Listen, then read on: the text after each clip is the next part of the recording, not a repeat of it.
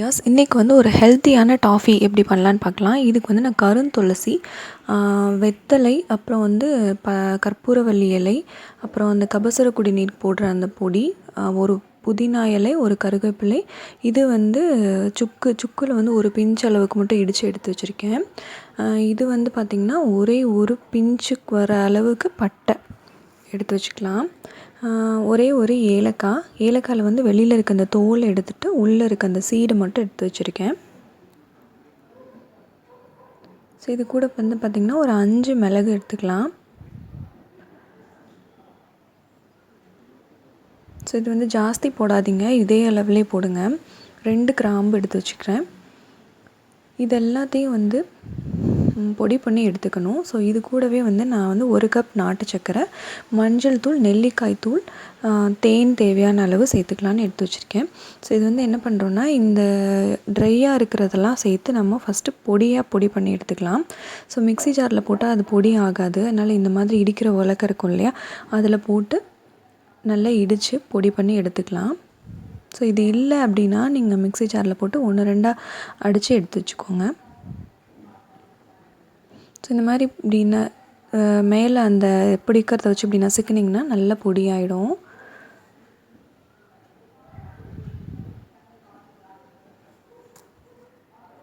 இதை வந்து அந்த பிளேட்டில் எடுத்து வச்சுக்கலாம். இதுக்கப்புறமா வந்து அந்த கற்பூரவள்ளி தழை, வெத்தலை, அதுக்கப்புறம் அந்த கருந்துளசி இதெல்லாத்தையும் சேர்த்து புதினா, கருவேப்பிலை, ஒரு இலை புதினா போட்டால் போதும், ஒரு இலை கருவேப்பிலை போட்டால் போதும், போட்டு நல்லா இடித்து வச்சுக்கலாம்.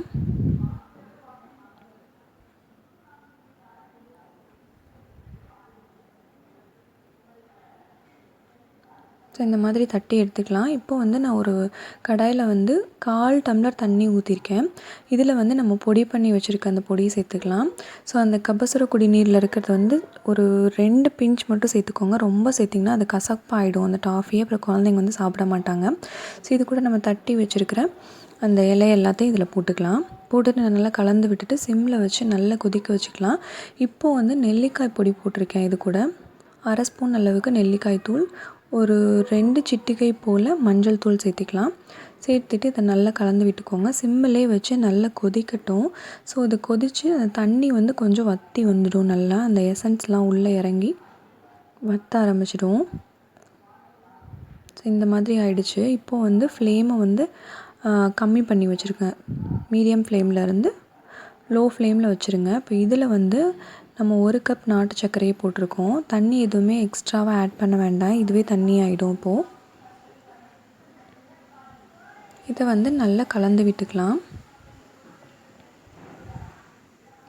இப்போ அதுவே தண்ணி எதுவுமே சேர்க்கல, இப்போ அதுவே வந்து நல்லா லிக்விடாக ஆகிடுச்சு.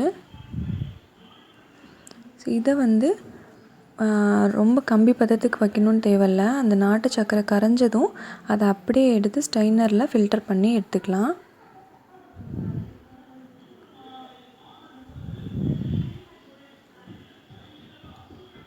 ஸோ இது கரைஞ்சிருச்சு. இப்போ நான் ஃப்ளேம் ஆஃப் பண்ணிவிட்டு ஸ்ட்ரெயினர் வந்து ஸ்டீலில் இருக்க மாதிரி பார்த்துக்கோங்க. ஏன்னா சூடாக ஊற்றும் போது பிளாஸ்டிக் யூஸ் பண்ணால் அது நல்லா இருக்காது. அதனால் இந்த மாதிரி ஸ்டீல் ஸ்ட்ரெயினர் எடுத்துக்கோங்க.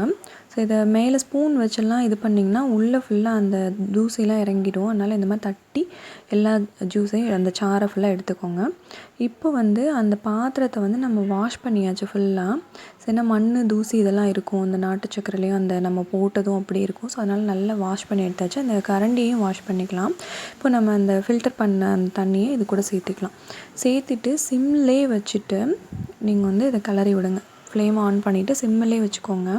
இதை நல்லா கிளறி விட்டுக்கோங்க. ஸோ இது வந்து ஒரு கம்பி பதத்துக்கு வரணும். ஸோ இந்த மாதிரி நல்லா ஸ்டிக்கியாக இருக்கணும். இது வந்து ஒரு கம்பி பதம் கிடையாது, இது அதுக்கும் அடுத்த ஸ்டேஜில் இருக்குது. ஸோ இது உங்களுக்கு பார்க்க தெரியல அப்படின்னா ஒரு பவுலில் தண்ணி எடுத்துகிட்டு அந்த தண்ணிக்குள்ளே ஒரு ஸ்பூன் எடுத்து இதை ஊற்றுனீங்கன்னா நல்ல உருண்டையாக கெட்டியாகிடும். ஸோ அப்போ செக் பண்ணி பார்த்துக்கோங்க. இப்போ ஃப்ளேம் ஆஃப் பண்ணிவிட்டு இதில் ஒரு ஸ்பூன் ஹனி ஆட் பண்ணிக்கலாம். ஆட் பண்ணிவிட்டு அதை மிக்ஸ் பண்ணிவிட்டு உங்களால் எவ்வளோ சீக்கிரம் முடியுமோ அவ்வளோ சீக்கிரம் அந்த ஸ்பூன் எடுத்துகிட்டு ஒரு ட்ராப்பாக இந்த பிளேட்டில் வச்சுருங்க. வைக்கிறதுக்கு முன்னாடி அந்த பிளேட்டில் வந்து கீ போட்டு நல்லா க்ரீஸ் பண்ணி எடுத்துக்கோங்க. அப்போ தான் நமக்கு காஞ்சதுக்கப்புறம் எடுக்கிறதுக்கு ஈஸியாக இருக்கும். ஸோ இந்தளவுக்கு சீக்கிரமாக எடுத்து வச்சுருங்க, இல்லைனா அந்த பாத்திரத்துலேயே அது ஒட்டிக்கும். இப்போ எல்லாத்தையும் பண்ணியாச்சு. இப்போ அந்த பாத்திரம் வந்து லாஸ்ட்டாக வந்து காஞ்சு போயிருக்கும். அதை எப்படி வாஷ் பண்ணுறேன்னா, அதில் வந்து ஃபுல்லாக ஆகுற வரைக்கும் தண்ணி ஊற்றிக்கோங்க. அதை நல்லா கொதிக்க வச்சிட்டிங்கன்னா அந்த வெல்லம் வந்து நல்லா கரைஞ்சிடும். அதுக்கப்புறம் ஈஸியாக வாஷ் பண்ணிக்கலாம். ஸோ இப்போ நம்மளோட டாஃபி வந்து ரெடி ஆகிடுச்சு சூப்பராக. ஸோ உங்கள் குழந்தைங்களுக்கு இருமல் இந்த மாதிரி இருந்துச்சுன்னா இப்படி பண்ணி கொடுத்திங்கன்னா கண்டிப்பாக அந்த இருமல் சரியாயிடும். இப்போ இதை வந்து இப்படி தட்டில் இப்படி தட்டி பார்த்திங்கன்னா உங்களுக்கு அந்த சவுண்டு கேட்கும், டாஃபியோட சவுண்டு நல்லா.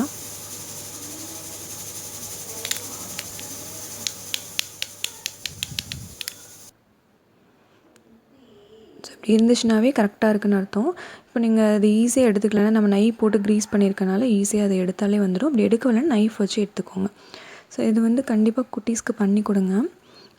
ரொம்பவே ஹெல்த்தியானது கூட, இது இம்யூனிட்டி கூட பூஸ்ட் ஆகும். ஸோ இந்த வீடியோ உங்களுக்கு யூஸ்ஃபுல்லாக இருக்கும்னு நினைக்கிறேன். இந்த வீடியோ பிடிச்சிருந்தா மறக்காமல் சப்ஸ்கிரைப் பண்ணிக்கோங்க. பக்கத்தில் இருக்க பெல் ஐக்கானை கிளிக் பண்ணிக்கோ. இந்த வீடியோவுக்கு ஒரு லைக் பண்ணிக்கோங்க. நெக்ஸ்ட் வீடியோவில் பார்க்கலாம்.